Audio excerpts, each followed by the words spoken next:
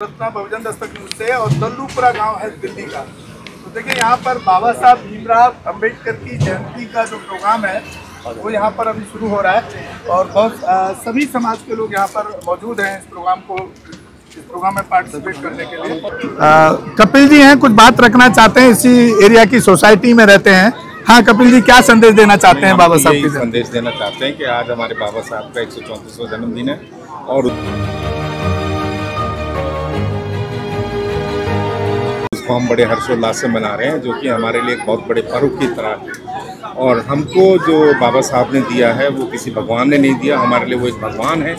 और जो उन्होंने सबसे पहले हमें कलम की ताकत दी है ना, जो हम अगर उनके इतिहास को पढ़ते हैं तो 20वीं शताब्दी में जो आज़ादी की लड़ाई चल रही थी उस समय दो लड़ाइयाँ चल रही थी, एक तो स्वतंत्रता की लड़ाई और दूसरी एक हमारे बाबा साहब लड़ रहे थे हमारे समाज की लड़ाई। क्या हमें उसमें हम अपना किस तरह से हमें समानता और बंधुत्वता और मित्रता उस तरह की लड़ाई चल रही थी। तो हमें उन्होंने जो संघर्ष, जैसे उन्होंने संविधान जब बनाया तो संविधान बनाते हुए ये बोला था कि ये जो संविधान आज बना है ये हमारे पूर्वजों के, हमारे जितने भी महात्मा पुरुष हुए हैं उनकी मेहनत का ये एक नतीजा है।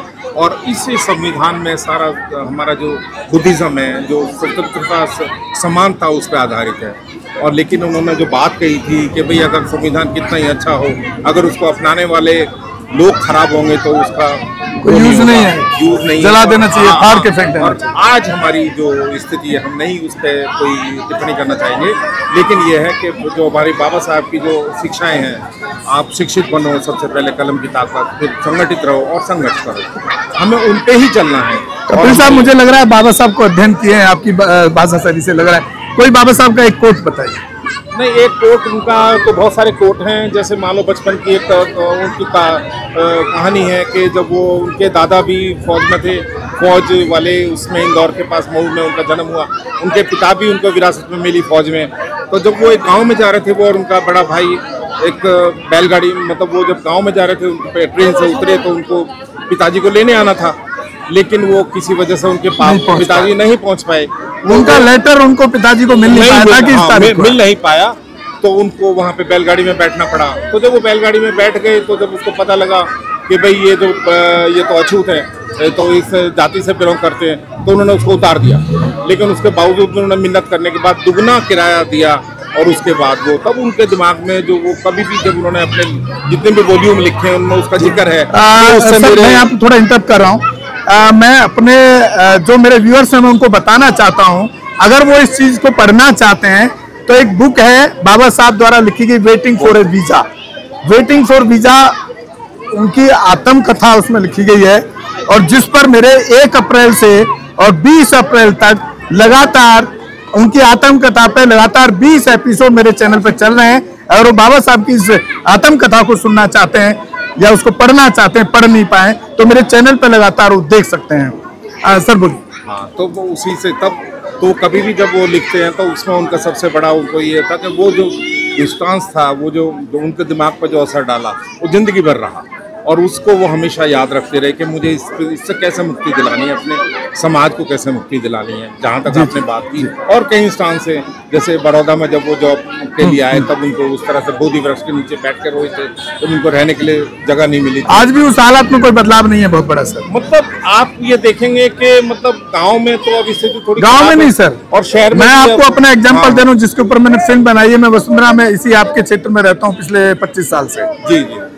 जब मैं किराए के लिए घर ढूंढने जाता हूँ, अगर मैं वहाँ बोलता हूँ कि मैं अम्बेडकरवादी हूँ, बाबा साहब की स्टैचू तस्वीर मेरे यहाँ पे लगेगी, तो मुझे घर किराए का नहीं मिलता है यहाँ पे। अच्छा। दिल्ली के अंदर उस घटना से रिलेट करती है घटना, बाबा साहब से ज्यादा हुई थी, उनका तो सामान तक फेंक दिया गया था, बहुत कुछ हुआ था उनके साथ। तो उन्होंने जो तकलीफें झेली, आज कहीं ना कहीं वो तकलीफें हमारे साथ कम तो हुई है, लेकिन खत्म नहीं। और मैं कोट बता रहा हूँ अभी आपको, बाबा साहब का एक कोट है, गुलाम को गुलामी का एहसास करा दो, वो विद्रोह खुद कर। तो बहुत बहुत शुक्रिया सर आपका कपिल साहब, आपने अपनी बात रखी, बहुत बहुत शुक्रिया। साथियों, जो दल्लूपुरा में बाबा साहब जयंती पर जो प्रोग्राम रखा गया है वहाँ पर हमारे एक सोशल एक्टिविस्ट हैं डॉक्टर महेश साहब, और मुझे लग रहा है शायद अम्बेडकर पार्क का प्रोग्राम को अटेंड करके आ रहे हैं, जो मुझे प्रतीत हो रहा है। नोएडा वाला वहीं से आ रहे हैं, मैं तो अंदाजा लगा लेता हूँ फेस देखने से। और डॉक्टर महेश साहब क्या संदेश देना चाहेंगे कि हमारे जो व्यूअर्स हैं वो सारे बहुजन समाज से हैं, क्या संदेश देना चाहते हैं?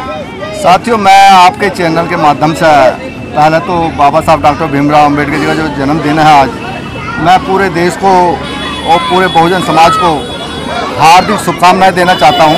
आज हमारे महापुरुष का, हमारे मसीहा का जन्मदिन है और उनका जन्मदिन है जिन्होंने बड़े कठिन परिस्थितियों में अपना आप को मजबूत किया, पढ़ लिख करके एजुकेशन के क्षेत्र में नंबर 1 पर पूरे विश्व के अंदर आज उनका नाम बड़े आदर और सम्मान के साथ लिया जाता है। तो मैं सबसे पहले यही चाहूँगा कि मैं दिल की गहराइयों से समस्त देशवासियों को बाबा साहब डॉक्टर भीमराव अंबेडकर जी के जन्मदिन पर बहुत बहुत हार्दिक शुभकामनाएं सब लोगों को। रही दूसरी बात यह है कि अभी हम कई जगह से आए हैं, जगह जगह मैं भंडारा देख रहा हूँ, ये तो होना चाहिए कि नहीं होना? और ये होना चाहिए क्योंकि इससे भी एक बहुत बड़ा संदेश जाता है। रात में करीब करीब हमारे क्षेत्र में 10 जगह प्रोग्राम जन जागरण रहा, जहाँ पर और महिलाओं ने गीत के माध्यम से। लेकिन आप इसको ऐसे नहीं देखते जैसे कि रामनवमी पे लोग भंडारा करते हैं, वैसे ही आप करते जा रहे हैं, उसी कल्चर को आप डेवलप कर रहे हैं? हाँ, लेकिन हमारे यहाँ जो बाबा साहब की फोटो रखी हुई है, भंडारा चल रहा है, बाबा साहब की फोटो रखी हुई है, ये भी साथ साथ जाता है। अगर इसकी मेरा एक कड़वा सवाल है, मैं सर बड़ा वैसा आदमी हूँ, बदतमीज टाइप। जी, ये आप इसमें खर्च करते हैं जाकर के, इनमें से कितने लोग ऐसे हैं जो बाबा साहब के लिटरेचर को पढ़ें? क्यों नहीं आप इस पैसे को लिटरेचर खरीद के दे देते हैं? आप एक संस्था बना के, एक बैंकेट हॉल है आपके बहुत प्यारे हैं, कहाँ पे वहाँ पे बाबा साहब का लिटरेचर होता है? देखिए, आप जो बात कह रहे हैं अपने तरीके से ठीक कह रहे हैं आप इस बात को, लेकिन जो लोग आज एक दिन खिलाने से उसका पेट भरेगा पूरे महीने साल? नहीं, बिल्कुल नहीं भरेगा, पूरे साल का पेट नहीं भरेगा। लेकिन अगर इन्हीं बच्चों में से किसी एक बच्चे को अडॉप्ट करके और 20,000 रुपये उसकी पढ़ाई पर खर्च किया जाए तो बड़ा आदमी बनेगा एक दिन। नहीं, जो हमारे और लोग हैं समाज सुधार में लगे हुए हैं, उन्होंने कोचिंग सेंटर खोले हुए हैं जो फ्री एजुकेशन दे रहे हैं। आप चले जाइए डासना की तरफ, वहाँ पर फ्री ऑफ कॉस्ट कोचिंग है, IAS की तैयारी करा रहे हैं, डॉक्टर्स की तैयारी करा रहे हैं, तमाम लोग लगे हुए हैं। हमारे एक लेडी हार्डिंग में डॉक्टर है, डॉक्टर संजय जी, उन्होंने भी एक लड़की को अडॉप्ट किया हुआ है और उसका IAS की तैयारी करा रहे हैं उसकी। चलिए, ये काम होना चाहिए मेरे हिसाब से, उस पर ज़्यादा लोग लगे हुए ज़्यादा फोकस। डॉक्टर महेश साहब, क्योंकि अभी राजनीतिक बातें हमने बहुत सारे लोगों से की हैं, बाबा साहब के सब लोग अच्छा बोले, सबने अच्छा बोला। मुझे बताइए, आप बहुत दिन से काम करें, डॉक्टर बाबा साहब अम्बेडकर के कितने कोट आपको याद हैं, वो बताएं लोगों को, आप जो कोट याद है आपको। मैं ज़्यादा डॉक्टर साहब के बारे में इतना कहूँगा, जो उनका जीवन संघर्ष है, जो उनका समय गुजरा, अंग्रेजों का शासन था, गांधी एंड कंपनी के लोग अंग्रेजों से आज़ादी की लड़ाई लड़ रहे थे, लेकिन बाबा साहब डबल लड़ाई लड़ रहे थे, देश की आज़ादी की लड़ाई लड़ रहे थे, तो उसके साथ साथ दलितों को, जिन लोगों को इस देश के अंदर पानी पीने का अधिकार नहीं था, कपड़े पहनने का अधिकार नहीं था, सड़क पर चलने का अधिकार नहीं था। आप डिप्रेस क्लास हैं क्या? हाँ जी, आप डिप्रेस क्लास हैं क्या? मैं अब नहीं हूँ। बाबा साहब ने जब संविधान बनाया, आप दलित क्यों कहते हैं अपने आप को? जब जैसा चल रहा है, क्यों चल रहा है सर? हाँ, जैसा आप जैसे लोग अगर बदलाव करने की सोचेंगे नहीं तो कैसे होगा? दलित को बहुजन समाज, आप हमेशा दलित और शूद्र बने रहना चाहते हैं? बहुजन समाज की बात करना चाहूँगा। बहुजन समाज के लिए जो काम किया बाबा साहब ने, और उन विषम परिस्थितियों में उन्होंने काम किया जब लोगों को कोई अधिकार नहीं था, कोई राइट्स नहीं था, लेकिन बाबा साहब अंग्रेजों की बदौलत अंग्रेज लोगों का यहाँ शासन था। अंग्रेजों ने कभी मानव में कोई अंतर नहीं समझा, इंसान को इंसान समझा, और शिक्षा के द्वार उन्होंने खोलने के काम करे। हमारे चैनल लाइक, शेयर, सब्सक्राइब देखना मत भूलिएगा। जय भीम, जय भारत, जय संविधान, नमो बुद्धाय। धन्यवाद। चैनल आर्थिक समस्या से गुजर रहा है।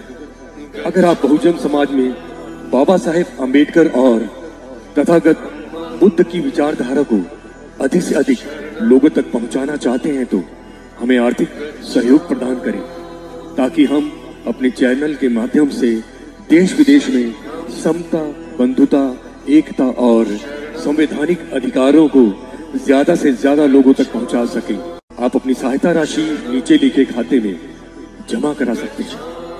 खाता धारक गौतम रत्ना, खाता संख्या 316957686551, IFSC कोड SBIN 0060336, बैंक भारतीय स्टेट बैंक।